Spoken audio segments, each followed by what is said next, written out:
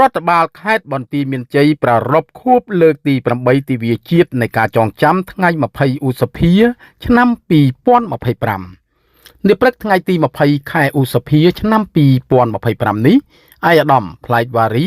ប្រធានក្រុមប្រឹក្សានិងឯកឧត្តមអ៊ុំរាត្រីអភិបាលខេត្តបន្ទាយមានជ័យបានដឹកនាំមន្ត្រីរាជការកងកម្លាំងប្រដាប់អាវុធលោកគ្រូអ្នកគ្រូសិក្សានុសិស្សបងប្អូនប្រជាពលរដ្ឋនៅក្នុងខេត្តបន្ទាយមានជ័យដើម្បីសូត្រមន្តបង្សុកូលរាប់បាត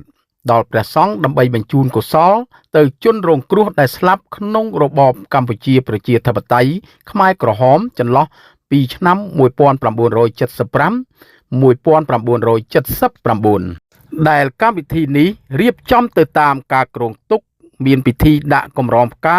និងអុជធូបគោរពវិញ្ញាណក្ខន្ធពិធីបង្សុកូល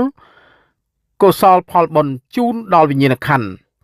អ្នកដែលបានស្លាប់នៅក្នុងរបបប្រល័យពូជសាសន៍ប៉ុលពតចន្លោះឆ្នាំ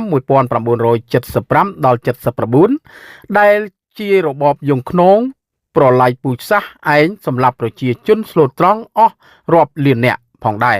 ឯកឧត្តមអ៊ុំរាត្រីអភិបាលខេត្តបន្ទាយមានជ័យបានឡើងអានសារលិខិតសម្ដេចមហាបវរធិបតីហ៊ុនម៉ាណែតនាយករដ្ឋមន្ត្រីនៃកម្ពុជាក្នុងឱកាសខួបលើកទី8ទិវាជាតិនៃការចងចាំថ្ងៃ20ឧសភាឆ្នាំ2025ដែលមានខ្លឹមសារបញ្ជាក់ថា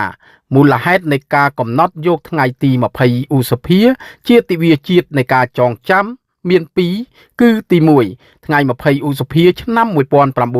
1973ជាថ្ងៃបង្កើតសហករណ៍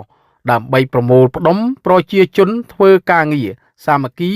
លុបបំបាត់កម្មសិទ្ធិឯកជននៅក្នុងតំបន់មួយចំនួនដែលហៅថាតំបន់រំដោះដែលស្ថិតនៅក្រោមការគ្រប់គ្រងនៃកងទ័ពរំដោះខ្មែរក្រហមគោលនយោបាយនេះត្រូវបានចាប់ផ្ដើមអនុវត្តជាថ្មីនៅឆ្នាំ1976បន្ទាប់ពីខ្មែរក្រហមឡើងគ្រប់គ្រងអំណាចចាប់ពីថ្ងៃទី17ខែមេសាឆ្នាំ1975រហូតដល់ថ្ងៃទី6ខែមករាឆ្នាំ1979ទី2មុននឹងឈានដល់ថ្ងៃជ័យជំនះ17ខែមេសាឆ្នាំ1975ពោលគឺចន្លោះថ្ងៃទី20ដល់ថ្ងៃទី25ខែឧសភាឆ្នាំ1979ក្រុមមេដឹកនាំរបបកម្ពុជាប្រជាធិបតេយ្យប៉ុលពតនិងនួនជាបានរៀបចំផែនការនិងប្រព្រឹត្តឧក្រិដ្ឋកម្មប្រឆាំងមនុស្សជាតិឧក្រិដ្ឋកម្មសង្គ្រាមនិងឧក្រិដ្ឋកម្មប្រល័យពូជសាសន៍ជាទ្រង់ទ្រាយធំដែលក្នុងនោះ